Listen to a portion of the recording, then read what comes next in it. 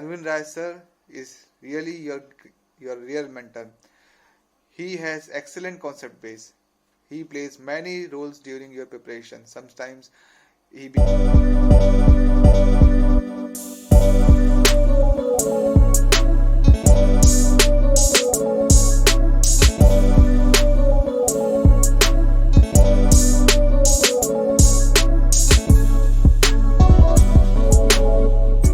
तो कंडक्शन के जो क्वेश्चंस मैंने दिए थे शीट में वो सॉल्व हो गए। चलिए, तो today we will start convection.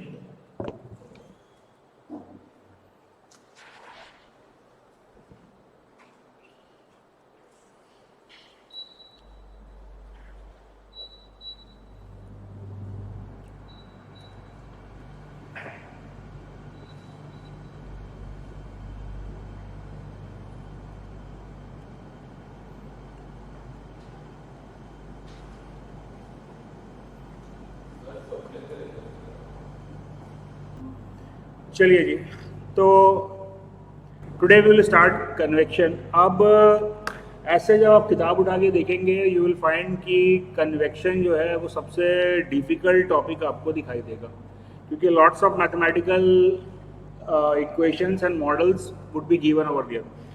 लेकिन अगर हम बात करते हैं अंडर ग्रेजुएट लेवल के लिए, तो कन्वेक्शन जो है वो सबसे आसान टॉपिक है। क्या है कन्वेक्शन और इस चैप्टर में हमें क्या पढ़ना है, अगर ये अपने को क्लियर है तो गेट में या किसी भी यूजी लेवल के एग्ज़ाम में जो क्वेश्चन आएंगे वो बहुत आसानी से आप लोग सॉल्व कर सकते हैं। क्या पढ़ना होगा कन्वेक्शन में? एक्सटर्नल हीट ट्रांसफर है, ठीक बात है। कन्वेक्शन जो है वो एक्सटर्नल हीट ट्रांसफर वो तो है ही, तो पढ़ना क्या हो तो मालूम है मेरे को, वो तो मालूम है मेरे को। हीट ट्रांसफर कोफिशिएंट, अभी तक हमने जब कन्वेक्शन को यूज़ किया तो हमने लिखा heat flux is equals to H into delta T, जहाँ पे कि क्वेश्चन में मेरे को ऑलरेडी एच दिया होता था। बट नाउ क्वेश्चन अराइजेस कि ये एच जो हम कह रहे हैं कि 300 वाट पर मीटर स्क्वायर केल्विन है, ये हम कैलकुलेट कैसे करेंगे? तो यहाँ पे हमारा ऑब्जेक्टिव है that is to find out the value of H. क्योंकि अगर मेरे को एच की वैल्यू मालूम चल गई, अगर मेरे को एच की वैल्यू मालूम चल गई तो हम हीट ट्रांसफ़र निकाल सकते हैं। जब हम बात करते हैं कंडक्शन की, तो कंडक्टिव हीट ट्रांसफ़र निकालने के लिए मेरे को के की वैल्यू चाहिए, लेकिन के की वैल्यू जो है वो सिर्फ मटेरियल की प्रॉपर्टी पर डिपेंड करती है। लेकिन एच की वैल्यू बहुत सारे पैरामीटर पर डिपेंड करती है। हीट ट्रांसफर कोफिशिएंट एच की वैल्यू जो है वो एन नंबर ऑफ पैरामीटर्स पर डिपेंड करती है। कौन कौन से पैरामीटर पर डिपेंड करती है? पहले तो डिपेंड करेगी कि ये नेचुरल कन्वेक्शन है या फिर ये फोर्स कन्वेक्शन है। डिपेंड करेगा कि फ्लो लैमिनर है या टर्बुलेंट है। ये इस पे भी डिपेंड करेगा कि फ्लो जो है वो किसी सरफेस के ऊपर हो रहा है या किसी पाइप के अंदर हो रहा है। It also depends on the property of the fluid. It also depends on the surface जिसके ऊपर फ्लो हो रहा है। तो यहाँ पे H की वैल्यू जो है it depends on lot of parameters. तो अब हर पैरामीटर के लिए मेरे को H की वैल्यू कैलकुलेट करनी है, that is my objective. Her condition के लिए मेरे को H की वैल्यू कैलकुलेट करनी है, इट इज माय ऑब्जेक्टिव। लेकिन अंडर ग्रेजुएट लेवल में ऐसा करने की मेरे को आवश्यकता नहीं है। अंडर ग्रेजुएट लेवल में H कैसे कैलकुलेट करना है, एच कैसे कैलकुलेट करना है, उसका फॉर्मूला मेरे को क्वेश्चन में दिया होगा। डायरेक्टली आपको फॉर्मूले में वैल्यू पुट करनी है and you can find out the value of H. Directly आप एच की वैल्यू फाइंड आउट कर सकते हो। चलो, तो बस बेसिक चीज़ें जो हैं वही हम डिस्कस करेंगे और वही हमारे लिए इम्पॉर्टेंट है गेट के या किसी भी कॉम्पिटिटिव एग्जाम के प्रॉब्लम को सॉल्व करने के लिए। First of all, what you know about the convection? It is external heat transfer.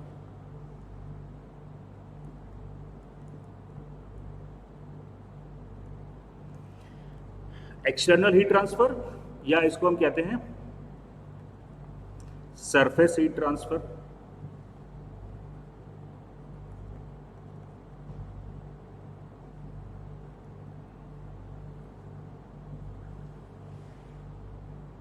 External heat transfer यानी कि it is responsible for the heat transfer between the system and the surrounding. System और surrounding के बीच में heat transfer करने के लिए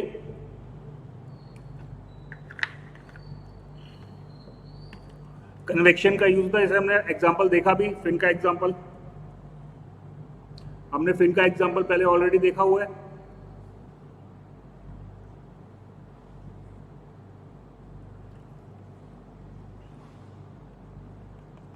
ये एक सरफेस का टेम्परेचर Ts है और एम्बिएंट टेम्परेचर T0 है।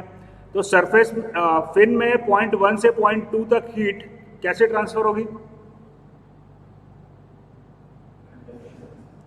क्योंकि 1 से 2 जो हीट ट्रांसफर हो रही है वो मटेरियल के अंदर हीट ट्रांसफर हो रही है, तो 1 से 2 तक जो हीट ट्रांसफर होगी उसका मोड जो है वो कंडक्टिव हीट ट्रांसफर होगा।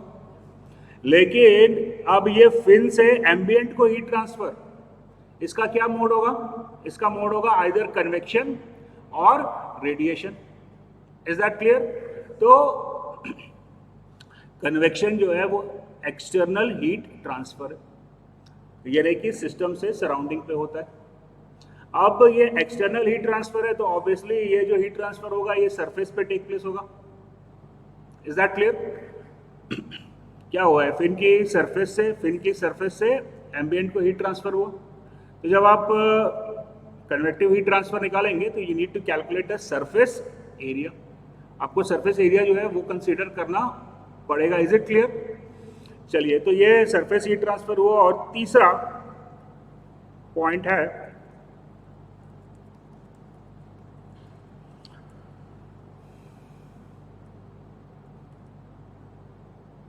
Medium required,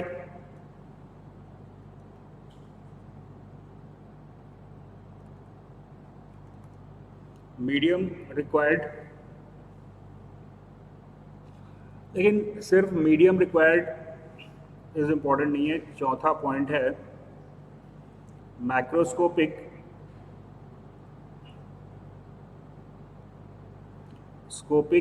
bulk motion. Microscopic bulk motion, तो हिंदी में अगर अपन बोले इसको तो इसका मतलब हुआ कि फ्लो होना चाहिए। इसका मतलब हुआ कि फ्लूइड जो है वो फ्लो करना चाहिए।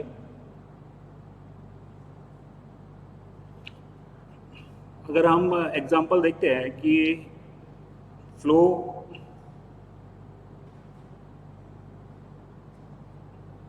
बिना फ्लो हुए कन्वेक्शन हीट ट्रांसफर नहीं होगा। अगर फ्लो नहीं हो रहा है तो वहाँ पे आप समझ लीजिए कि जो हीट ट्रांसफर होगा उसका मोड जो होगा वो कंडक्शन होगा, कन्वेक्शन नहीं होगा। कन्वेक्शन के लिए सबसे इंपॉर्टेंट पैरामीटर है कि फ्लो होना चाहिए। हमने स्टार्टिंग क्लास जब की थी तब भी हमने डिस्कस किया था कन्वेक्शन में क्या होगा, एक एटम इस सरफेस पे आएगा, करेक्ट है, ये हीट गेन करेगा। मान लो ये टेम्परेचर हायर टेम्परेचर पे है, Ts is greater then T0, तो फ्लूइड जो है वो यहाँ पे सरफेस पे आया, इसने यहाँ से हीट लिया और हीट लेके ये डेंसिटी कम होने के कारण ये ऊपर मूव कर जाएगा। अब यहाँ पे जो फ्लूइड फ्लो कर रहा है, वो because of variation in density कर रहा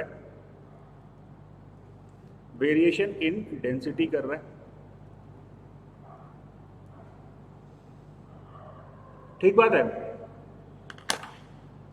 चलिए, आप लोग ठंडी के टाइम में जब बाहर खड़े होकर अपने दोस्त से बात करते हो तो आप आराम से बात कर लेते हो, लेकिन फिर वो आपका दोस्त बोलता है चल बैठ गाड़ी में, आते हैं किसी तीसरे दोस्त के पास से, तो आप क्या बोलते हो, रुक भाई जैकेट लेके आने दे।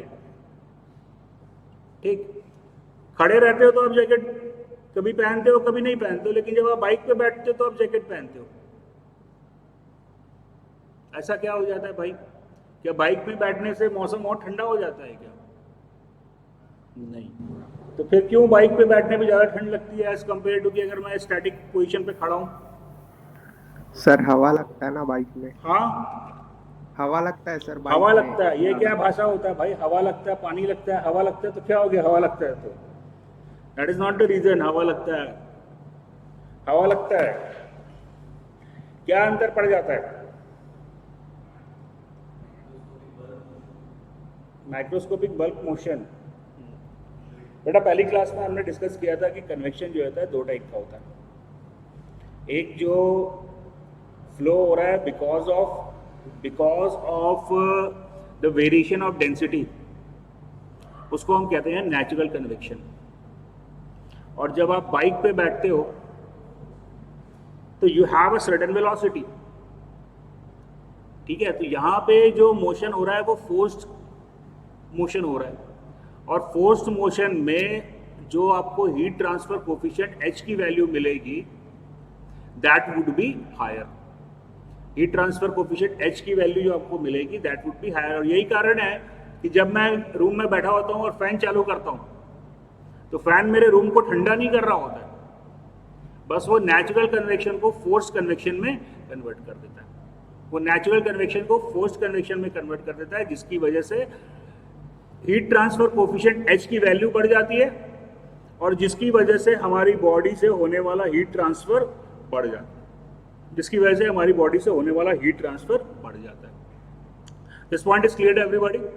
चलिए जी, तो माइक्रोस्कोपिक बल्क मोशन के हिसाब से मैं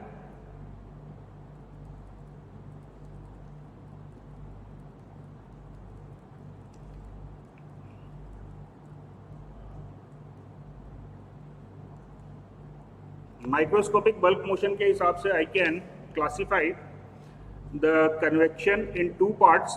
one, natural convection, and second, forced convection.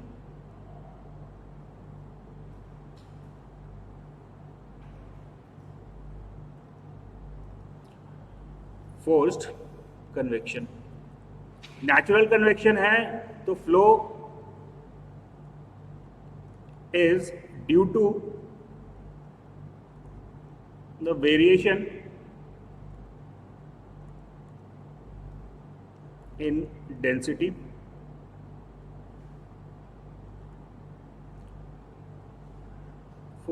flow due to the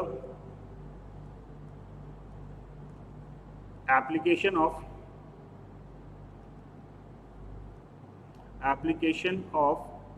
fan or blower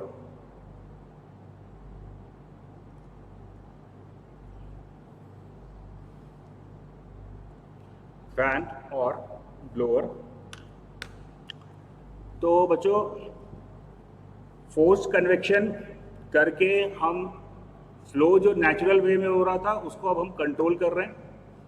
तो जब हम नेचुरल कन्वेक्शन से फोर्स कन्वेक्शन में जाएंगे, इसका मैंने एग्जांपल आपको फर्स्ट क्लास में भी दिया था। इसका एक सिंपल सा एग्जांपल समझ लो कि जब आप मंदिर में जाते हो और जो नॉर्मल डेज में आप जाते हो तो आप जाते हो डेटी के पास, आप प्रणाम करते हो और अपनी लोकेशन को आप खाली कर देते हो। ये सब प्रक्रिया जो है वो नेचुरल तरीके से चल रही है। लेकिन जिस दिन कोई फेस्टिवल होता है, महाशिवरात्रि होती है या रामनवमी होती है या दुर्गा पूजा होता है, तो मंदिर वाले जो है वो नेचुरल कन्वेक्शन पे भरोसा नहीं करते। तो दो बंदे खड़े होते हैं, वो फोर्स कन्वेक्शन करवाते हैं। क्योंकि अगर जिस दिन फेस्टिवल है उस दिन नेचुरल कन्वेक्शन पे छोड़ दिया जाएगा तो हीट ट्रांसफर रेट बहुत कम होगा, यानी कि बहुत धीरे धीरे लोग आगे बढ़ेंगे और क्यू जो है वो आपकी बढ़ जाएगी। तो वहाँ पे आप क्या करते हो, फोर्सफुली आप बंदे को वहाँ से अपनी पोजीशन से वकेट करते हो।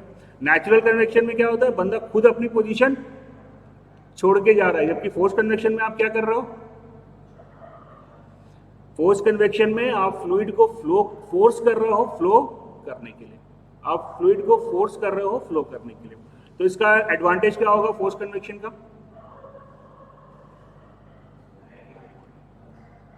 हाँ, फोर्स कन्वेक्शन का एडवांटेज ये होगा कि आपका हीट ट्रांसफर कोफिशिएंट H जो है वो बढ़ जाएगा, जिसकी वजह से ज़्यादा रेट ऑफ हीट ट्रांसफर आपको मिल पाएगा। This point is clear to everybody. तो बस सिंपल सा अंतर है, नेचुरल कन्वेक्शन यानी कि डेंसिटी के कारण नेचुरली फ्लूइड जो है वो फ्लो कर रहा है, और फोर्स कन्वेक्शन में आप एक एडिशनल मीन का यूज कर रहे हो फैन या ब्लोअर का फ्लूइड को फ्लो करवाने के लिए। This point is clear. चलिए जी, तो अब अपना मुद्दे पे हम आते हैं।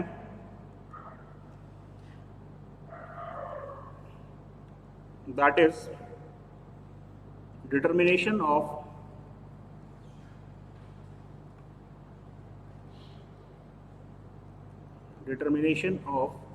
Heat transfer coefficient. यही टोटल ऑब्जेक्टिव है हमारे कन्वेक्शन टॉपिक का।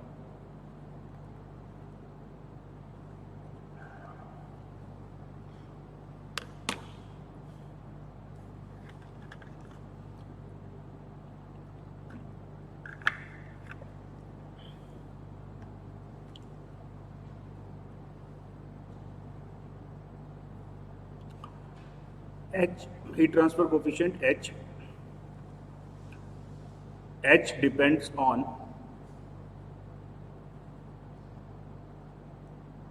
first nature of flow,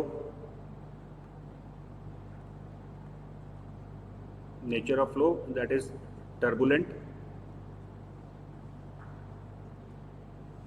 or laminar.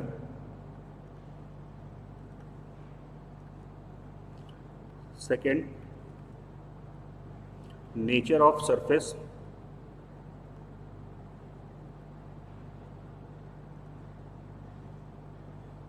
that is open surface पे फ्लो हो रहा है या डक्ट में फ्लो हो रहा है। डक्ट यानी कि pipe, duct DUCT, duct. Third, it depends on the property of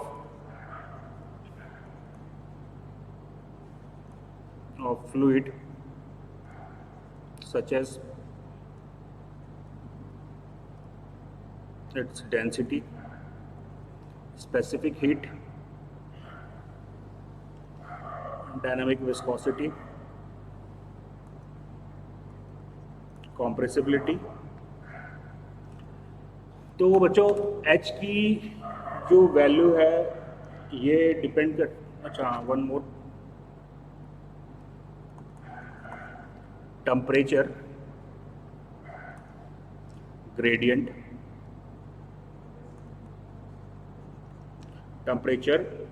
gradient, so there are so many parameters on which, क्या हो गया भाई,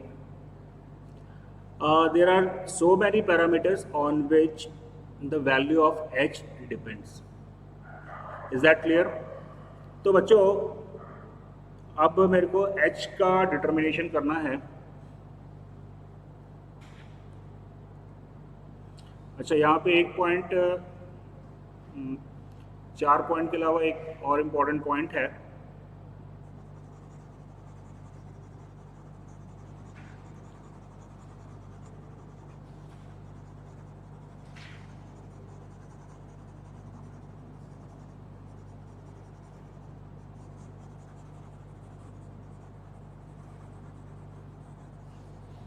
Based on the bulk motion, I have two types of convection. First, natural, and second, forced, and fifth, basically बच्चों अब हमने convection में क्या बोला, एटम जो है वो सरफेस के कांटेक्ट में आया, उसने हीट लिया और अपना पोजीशन लोकेट किया। करेक्ट है। सवाल ये उठता है कि अब एटम ने सरफेस से हीट कैसे लिया।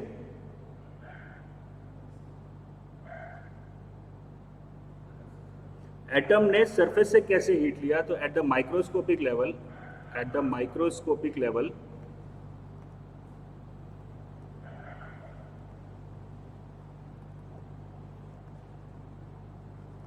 Heat transfer takes place due to the conduction. And what is conduction? Conduction यानी कि heat transfer due to the lattice vibration और because of the flow of the free electrons. तो microscopic level पे अगर अपन जाके देखते हैं तो कन्वेक्शन हीट ट्रांसफर भी कुछ नहीं है, वो कंडक्शन हीट ट्रांसफर ही है। बस कंडक्शन हीट ट्रांसफर में मोशन नहीं हो रहा था, कन्वेक्शन हीट ट्रांसफर में फ्लो हो रहा है। Is that clear? तो कन्वेक्शन और कंडक्शन दोनों माइक्रोस्कोपिक लेवल पे सेम है। Only difference is that in the conduction there is no flow, whereas in convection there has to be flow, क्योंकि फ्लो नहीं होगा तो कन्वेक्शन नहीं होगा। क्लियर हुआ बेटा ये बात? तो माइक्रोस्कोपिक लेवल पे आप जाके देखोगे तो वहां पे भी जो हीट ट्रांसफर हो रहा है वो कंडक्शन की वजह से ही होगा। चलिए, तो अभी हमने देखा कि किन किन पैरामीटर्स पे हमारा H का वैल्यू डिपेंड करता है। अब बच्चों, अगर मैं एक सरफेस ले रहा हूं तो यहां पे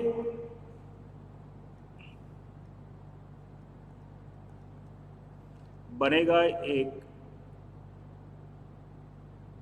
thermal boundary layer. Thermal, what is the velocity boundary layer? क्या होता है velocity boundary layer?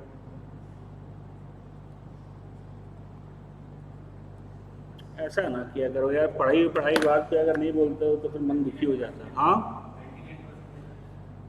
Velocity boundary layer ये होता है कि जब कोई फ्लूइड किसी सरफेस के कांटेक्ट में आता है, तो मान लो ये वेलोसिटी v है, फ्लूइड जो है वो वेलोसिटी v0 से मूव कर रहा है, तो जब ये सरफेस के कांटेक्ट में आएगा तो यहाँ पे इसकी वेलोसिटी जो है वो 0 हो जाएगी। और जैसे जैसे मैं इस सरफेस से नॉर्मल डायरेक्शन में मूव करूँगा, velocity will attain the velocity v0। Clear है? ये अभी कांटेक्ट में आया है तो इसकी वेलोसिटी 0 हो गई, और जैसे जैसे मैं इस वेलोसिटी से परपेंडिकुलर डायरेक्शन में मूव कर रहा हूँ, मेरी वेलोसिटी फ्री स्ट्रीम वेलोसिटी की तरफ मूव करेगी।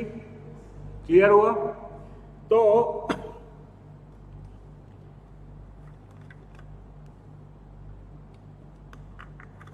सरफेस से वो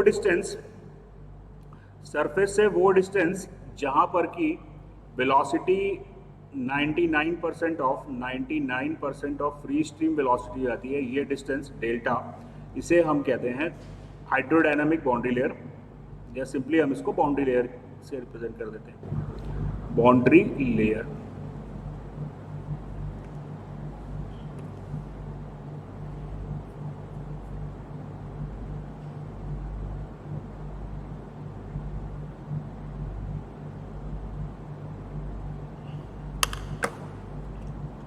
तो similarly I can define the thermal boundary layer. क्या होगा thermal boundary layer? Hydrodynamic boundary layer data क्या होता है? फ्री सरफेस से वो डिस्टेंस जहां पर की velocity 99% of free stream velocity होती है। तो थर्मल बाउंड्री लेयर का क्या डेफिनेशन होगा?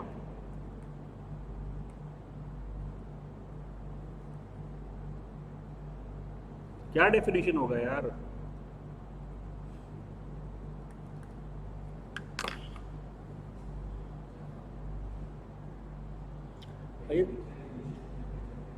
इनिशियल टेम्परेचर नहीं, free stream temperature. Initial temperature क्या होता है?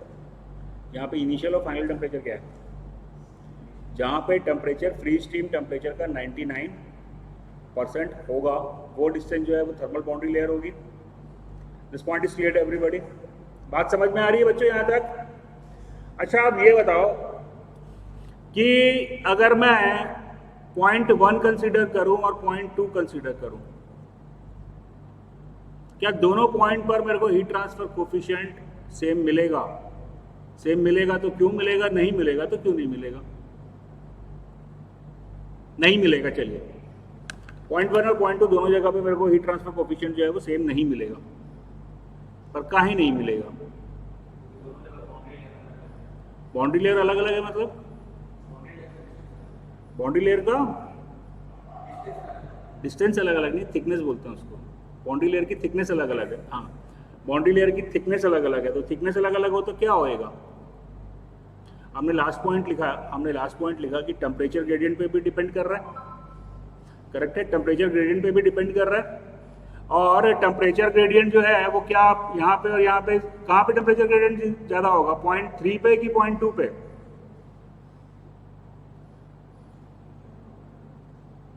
At which point the temperature gradient is higher, at point 3 or at point 2? Point 2 पे temperature gradient ज़्यादा है. कुछ भी बात करते तुम लोग यार. Change of temperature. Change of temperature दोनों point पे same है. Change of temperature को मैं लिख सकता हूँ T surface minus T naught. ये दोनों जगह पे सेम मिलेगा. ये T नॉट जो है दैट इज 99% ऑफ, तो इसको मैं T नॉट के बराबर लिख लेता हूँ. डेल्टा T जो मेरे को मिलेगा 0.3 पे, ये सरफेस टेम्परेचर है, और यहाँ पे टेम्परेचर जो है वो 0.99. यहाँ पे जो टेम्परेचर होगा that is 0.99 of T not.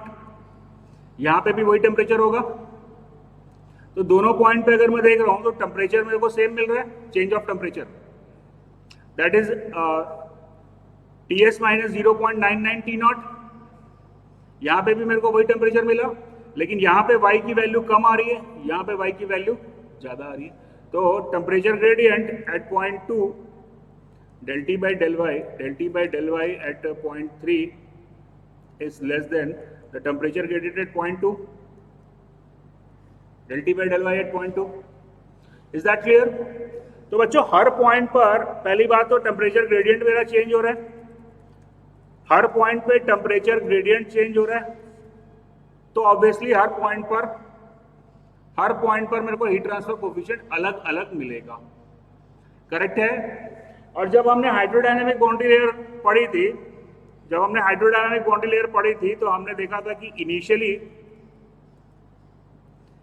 Initially जो आपका रीजन होता है वो लैमिनार होता है, फिर ये ट्रांजिशन में जाता है, ये हम ऑलरेडी डिस्कस कर चुके हैं, और देन वी ऑब्टेन क्या? टर्बुलेंट. हाँ, तो टाइप ऑफ फ्लो जो है वो भी अलोंग द पैसेज चेंज हो सकता है. Is that clear? तो इसका मतलब ये हुआ कि हीट ट्रांसफर कोफिशिएंट H की जो वैल्यू है, ये भी मेरे को हर पॉइंट पर अलग अलग मिलेगी. Is that clear?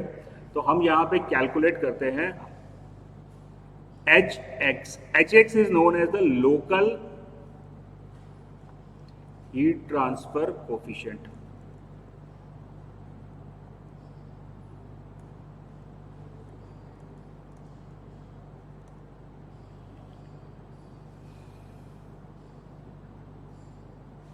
Hx is known as the local heat transfer coefficient. Correct है? लेकिन अगर मैं लोकल हीट ट्रांसफर कोफिशिएंट निकाल लूं तो मेरा काम कुछ खास बनने वाला है नहीं, क्योंकि मेरे को तो ये निकालना है कि सरफेस से सराउंडिंग को कितना हीट ट्रांसफर हुआ. Is that clear? तो लोकल हीट ट्रांसफर कोफिशिएंट निकालने से मजा नहीं आएगा, मेरा काम सॉल्व नहीं होगा. मेरे को तो ये निकालना है कि भैया ये सरफेस जो है वो अगर 40 डिग्री पे है और एम्बिएंट टेम्परेचर 20 डिग्री पे है तो कितना हीट ट्रांसफर होगा. तो मेरे को लोकल हीट ट्रांसफर कोफिशिएंट नहीं चाहिए, मेरे को चाहिए average heat transfer coefficient. I want the average heat transfer coefficient. Is that clear? तो कैसे निकालेंगे average heat transfer coefficient?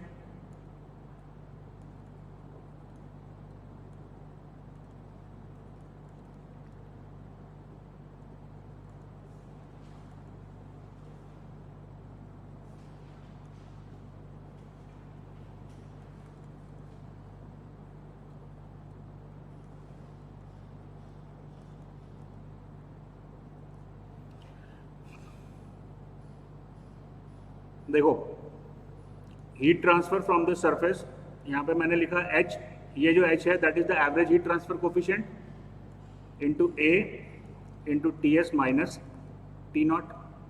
We are aware about this relation. जानते हैं कि नहीं इस रिलेशन को? बहुत बार इसका इस्तेमाल किया है. और यहाँ पे H क्या होता है? हीट ट्रांसफर कोफिशिएंट जो हम कहते हैं that is basically the average heat transfer coefficient. अच्छा, इसको क्या, कौन सा लॉ बोलते हैं ये रिलेशन को?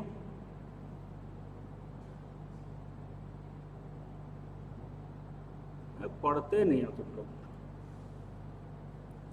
Q is equals to HA TS minus T nought. क्या लॉ है ये? पहली क्लास में लिखा हुआ, it is Newton's law of heating और कूलिंग. इट इज, हमने क्या पढ़ा था कि radiation is govern by, conduction is governed by Which law?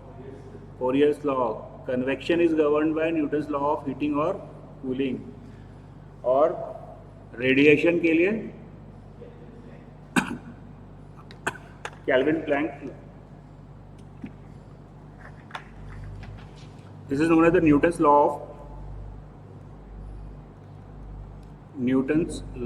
of heating or cooling.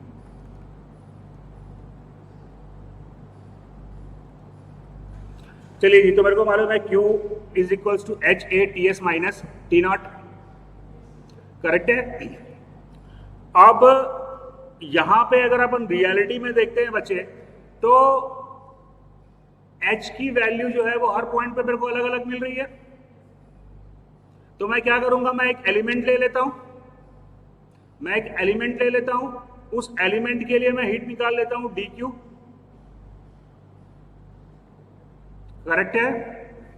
अभी dq इज इक्वल्स टू क्या मिलेगा मेरे को, h ts minus T not into dA.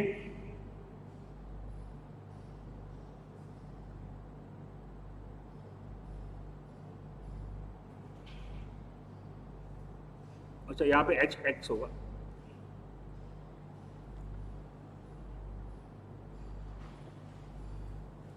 So I obtain Q is equals to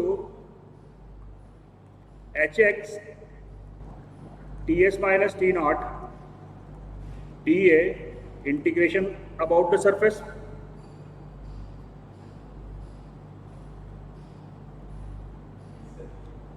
So here I obtain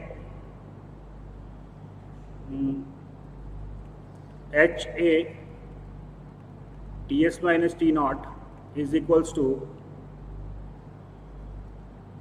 Hx Ts minus T naught into dA integration about the surface.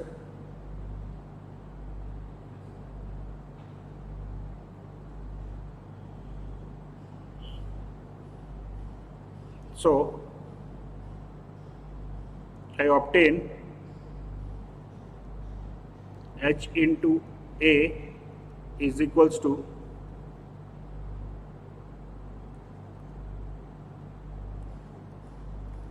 Hx into dA. Correct है. Now let's assume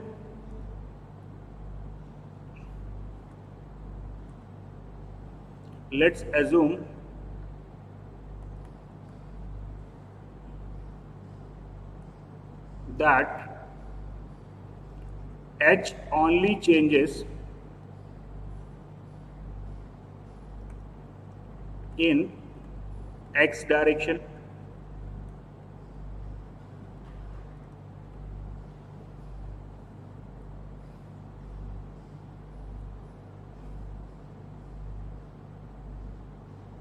ठीक है बच्चों, हम ये मान लेते हैं कि h जो है वो सिर्फ along the x direction change कर रहा है. तो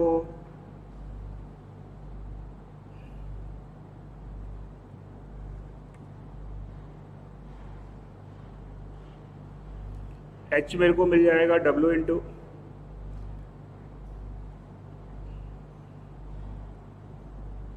लेट्स कंसीडर कि ये प्लेट है और ये डायरेक्शन मैंने x लिया हुआ है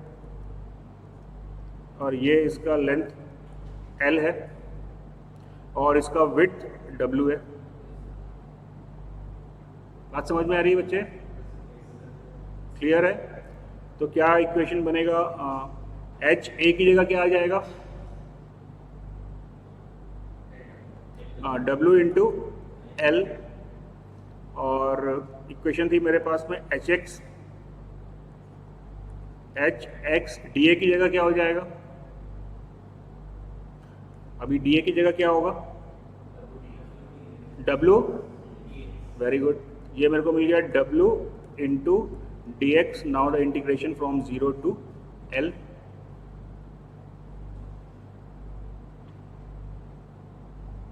कोई दिक्कत, कोई समस्या, कोई परेशानी? चलिए जी, तो यहाँ से अब मेरे को मिल गया average heat transfer coefficient is equals to 1/L from 0 to L hx into dx.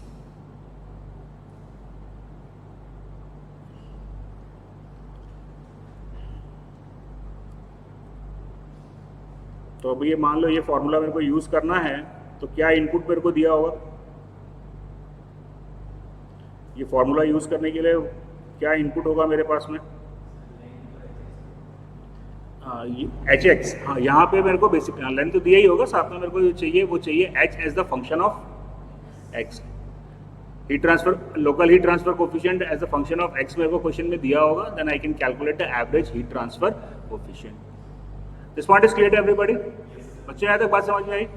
तो ये that is the important relation. ये कुल मिला के 3-4 टाइप ऑफ प्रॉब्लम है जिसको आप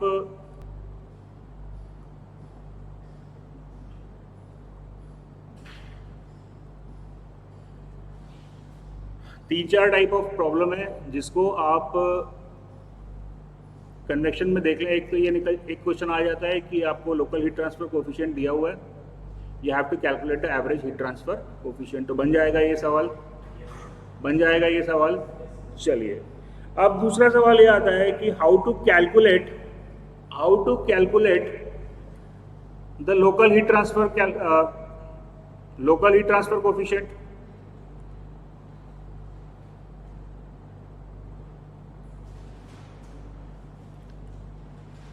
Determination of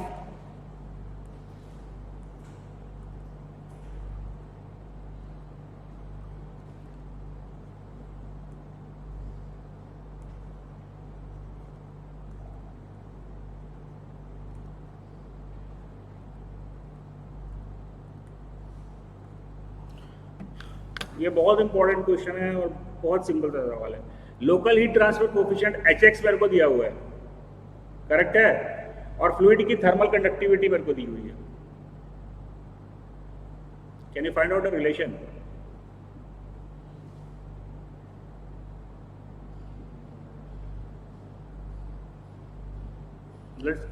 बहुत सिंपल सा है, फ्लूइड की थर्मल कंडक्टिविटी आपको दी हुई है, आपको लोकल हीट ट्रांसफर कोफिशिएंट निकालना है। एडिशनल कोई और पैरामीटर आपको चाहिए तो वो भी आप यूज कर लो।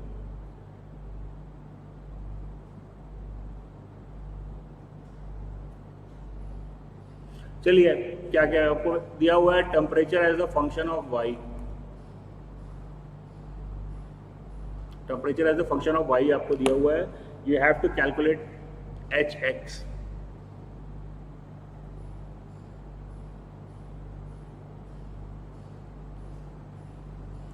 You have to calculate Hx.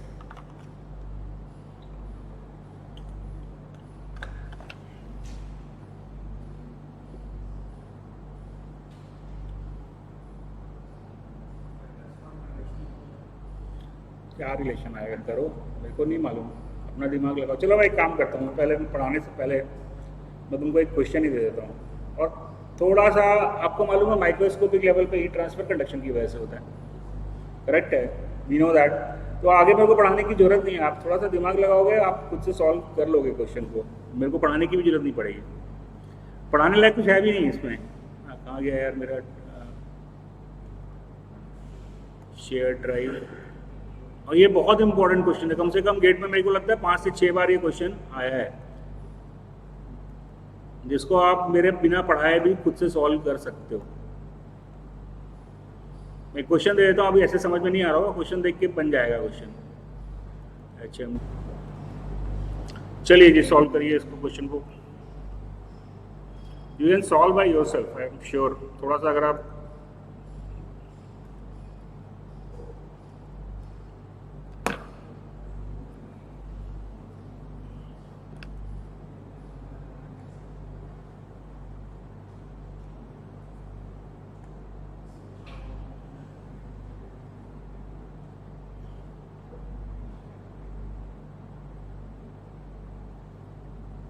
आपको दिया हुआ है यहाँ पे t as the function of y, correct है, और आपको कंडक्टिविटी ऑफ फ्लूइड दी हुई है।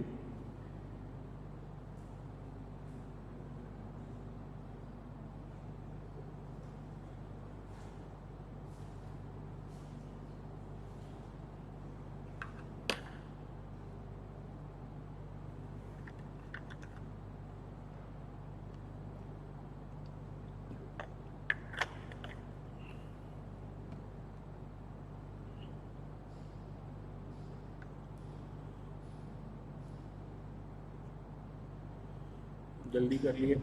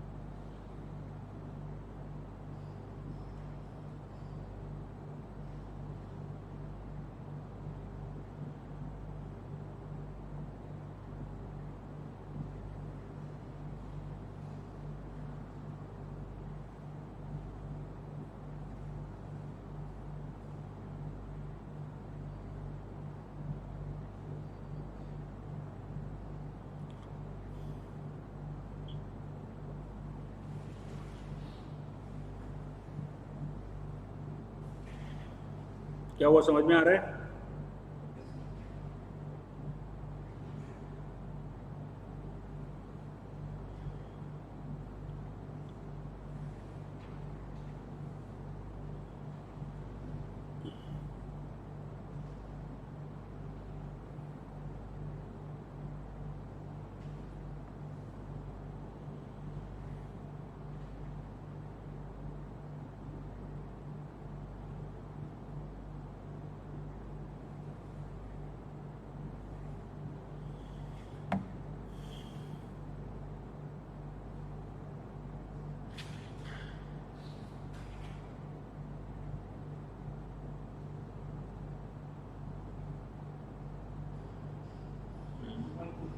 कितना?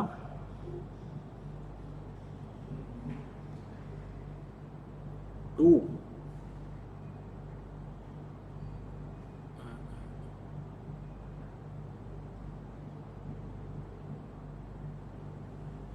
टू तो है, ऑप्शन ही नहीं है बच्चों।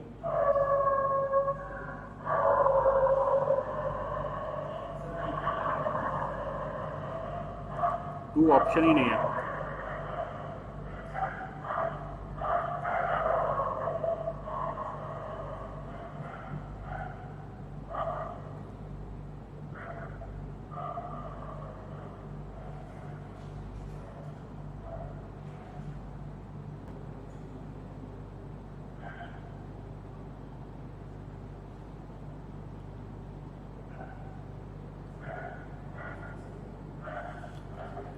चलो, क्या अप्रोच क्या अप्लाई कर रहे हो ये तो बताओ पहले, तब समझ। हाँ, डिफरेंशिएट छोड़ो, वो तो तुम अपना काम देखो। बेसिक अप्रोच क्या कर रहे हो? देख मेरे भाई, मेरे को लोकल हीट ट्रांसफर कोफिशिएंट निकालना है। यहाँ पे मैं मान लेता हूँ कि हीट ट्रांसफर कोफिशिएंट जो है वो HX है, तो ये पॉइंट पे मैं हीट फ्लक्स निकाल लूँगा QX, that is HX TS minus T0। Is that clear? अब भैया ये इतना हीट कैरी करेगा, पर ये हीट लेगा कैसे? थ्रू कंडक्शन, और कंडक्शन इज गवर्न्ड बाय, अभी तो बताया, conduction is governed by Fourier's law. तो बस बन गया सवाल, और क्या है? HX equal to HX into TS minus T0 is equals to minus KF del T by del Y at Y equal to 0। इतना सिंपल सा कॉन्सेप्ट है, कोई ज़्यादा दिमाग लगाने का जरूरत, यानी माइक्रोस्कोपिक लेवल पे heat transfer is because of Y equal to 0 पे जो हीट ट्रांसफर होगा that is because of conduction.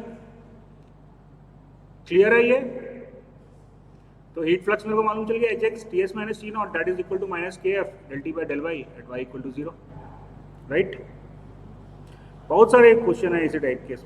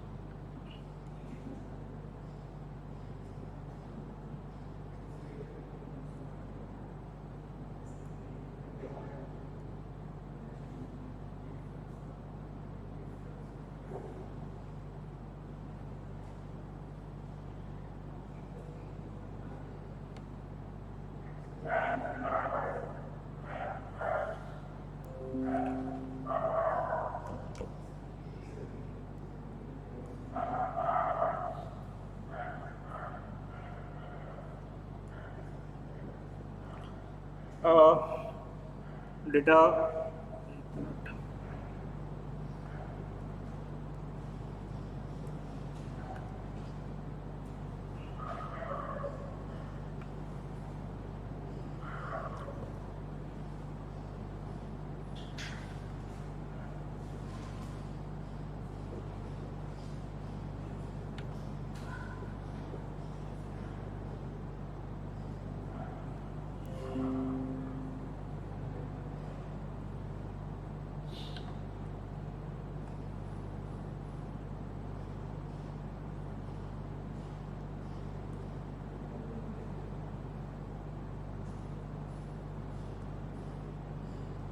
heat is being transferred by convection from water at 48 degrees centigrade to a glass plate whose surface that is exposed to the water is at 40 degree centigrade. The thermal conductivity of water मेरे को दिया हुआ है and the thermal conductivity of glass मेरे को दिया हुआ है. The temperature gradient of temperature in water at the glass interface is dt by dy equal to 1 into 10 to the power 4 Kelvin per meter. निकालना है मेरे को यहाँ पे.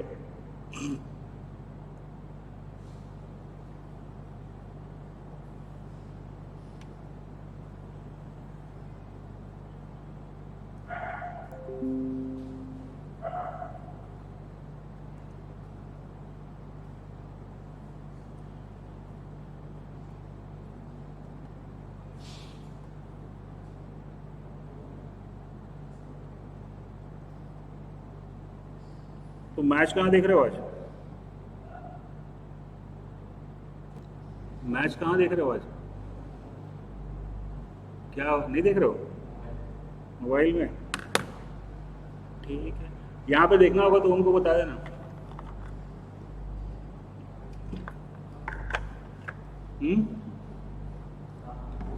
क्या बोल रहा हो? यहीं पे चलो सॉल्व करो.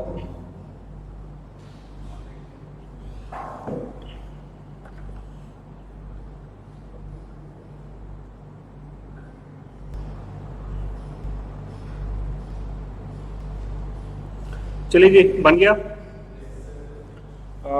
क्या आया है आंसर? सी और बी.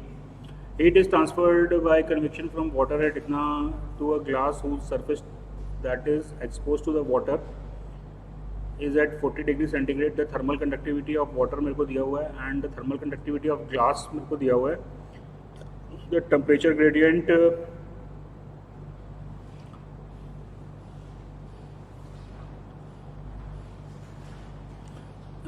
क्या बोल रहे हो? सी और डी?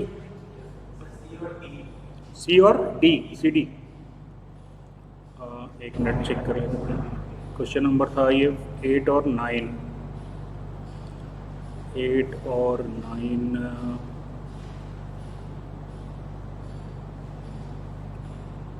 8 का आंसर आ रहा है सी. ठीक है, और ना सेकेंड पार्ट का आ रहा है डी. करेक्ट है? क्लियर है concept? Any doubt, any difficulty to anybody? चलिए जी, तो दो टाइप की प्रॉब्लम हमने देखी है अभी.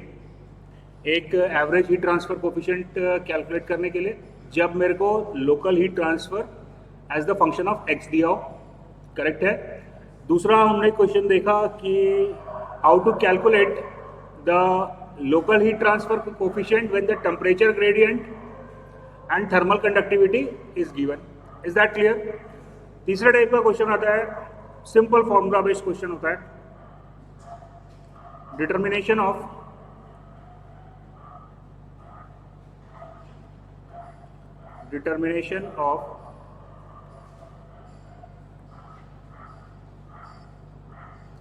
Thermal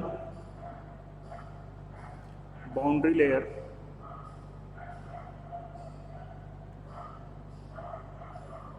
thickness.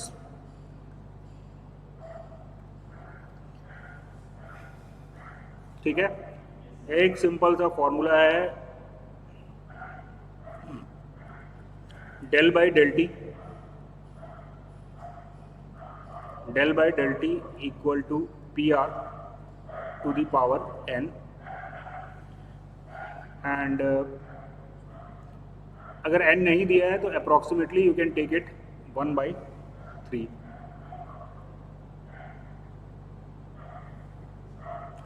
ये फॉर्मूले में क्या करूंगा मैं, इससे मैं थर्मल बाउंड्री लेयर की थिकनेस निकाल सकता हूँ. ठीक है, PR जो होता है वो एक डायमेंशनलेस नंबर होता है, that is equal to mu Cp/K. This is known as the Prandtl number. This is known as the Prandtl number mu Cp/K, and this is K of fluid.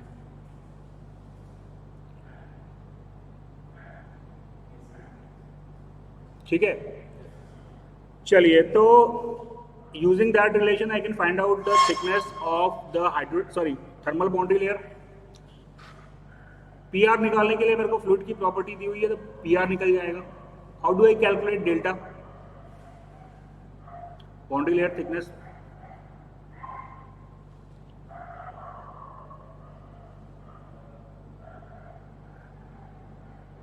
चलिए fluid का notes उठा के देखिएगा.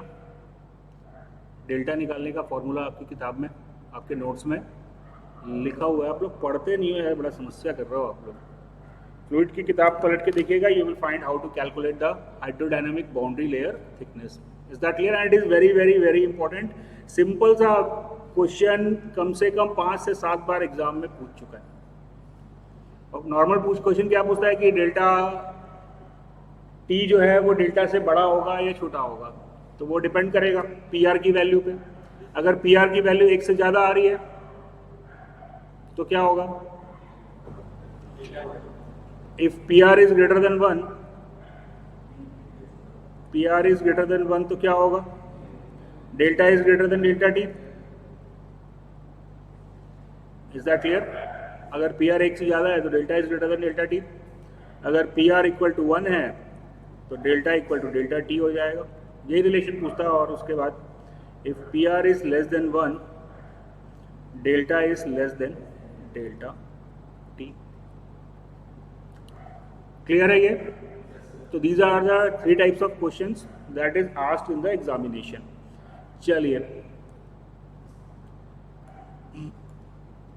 now comes the forced vibration.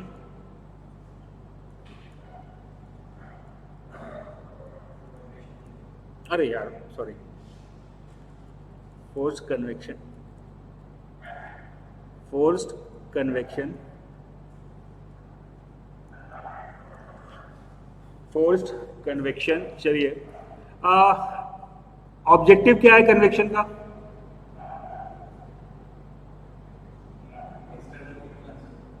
External heat transfer कैसे निकालेंगे, क्या करेंगे? External heat transfer निकालना है. ठीक है, तो एक्सटर्नल हीट ट्रांसफर निकालने के लिए क्या चाहिए? H चाहिए. तो फोर्स कन्वेक्शन में we know that H is the function of rho. Rho यानी कि आपका हो गया डेंसिटी.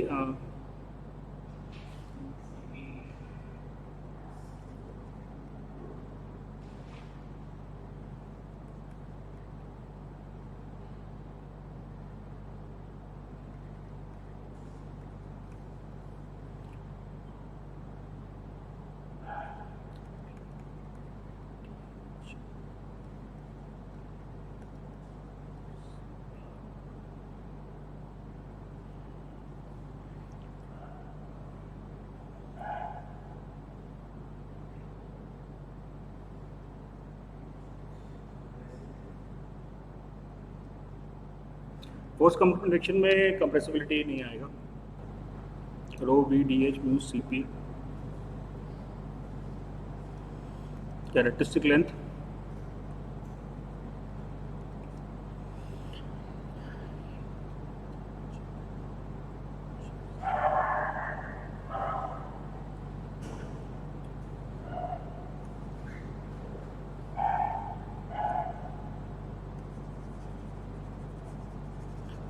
चलिए जी, अब मेरे को मालूम है कि H जो है इन सारे पैरामीटर्स पे डिपेंड कर रहा है.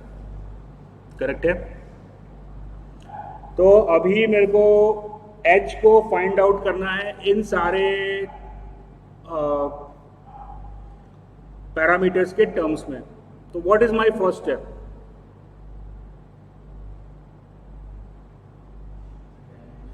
Very good, very good. अभी इतने सारे पैरामीटर को देख के तो मेरा सर घूम रहा है, करेक्ट है। तो पहला काम मैं क्या करूंगा, पहला काम मैं क्या करूंगा कि इनको रिलेट करने के लिए I will find out the dimensionless numbers, I will find out the dimensionless numbers.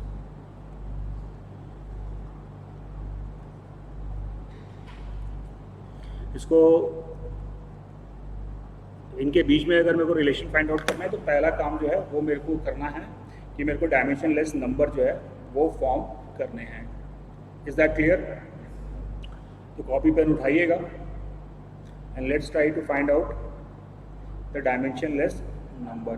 कितने डायमेंशनलेस नंबर यहाँ पे लगेंगे मेरे को h को रिप्रेजेंट करने के लिए। मेरा पहला ऑब्जेक्टिव, जब भी मैं कोई भी एनालिसिस करता हूँ, सिर्फ कन्वेक्शन की बात नहीं है, जब भी हम कोई एनालिसिस करते हैं तो पहले प्रिलिमिनरी स्टडी करते हैं। और प्रिलिमिनरी स्टडी से हम क्या करते हैं कि अगर मेरे को h का फंक्शन चाहिए तो प्रिलिमिनरी स्टडी से मेरे को मालूम चला कि भैया h जो है वो इन सारे पैरामीटर पे डिपेंड कर रहा है, करेक्ट है। अब इन सारे पैरामीटर्स को मैं कन्वर्ट करूंगा, इन सारे पैरामीटर्स को मैं कन्वर्ट करूंगा डायमेंशनलेस नंबर्स पे, और फिर प्रोटोटाइप बना के I will do the experiment, और उस एक्सपेरिमेंट के बाद में एग्जैक्ट फंक्शन जो है that I will try to find out, correct है। तो वो फंक्शन आपको बनाने की जरूरत नहीं है, आप सिर्फ ये जो नंबर है इनको कन्वर्ट करेंगे डायमेंशनलेस नंबर में। Is that clear? तो ये अपन कर चुके हैं, तो इसको एक बार कर जाइएगा, कॉपी पेन लीजिएगा and let's try to find out the dimensionless numbers. कौन कौन से डायमेंशनलेस नंबर यहाँ पे बनेंगे? Is it clear? चलिए ठीक है, फिर अभी मैं आप लोगों को शीट दे रहा हूँ आई की, फिर कल डिस्कस करते हैं। अच्छा, कल से तो अपना वो भी स्टार्ट करेंगे ना, डिज़ाइन वाला पोर्शन भी स्टार्ट करेंगे कल से ना।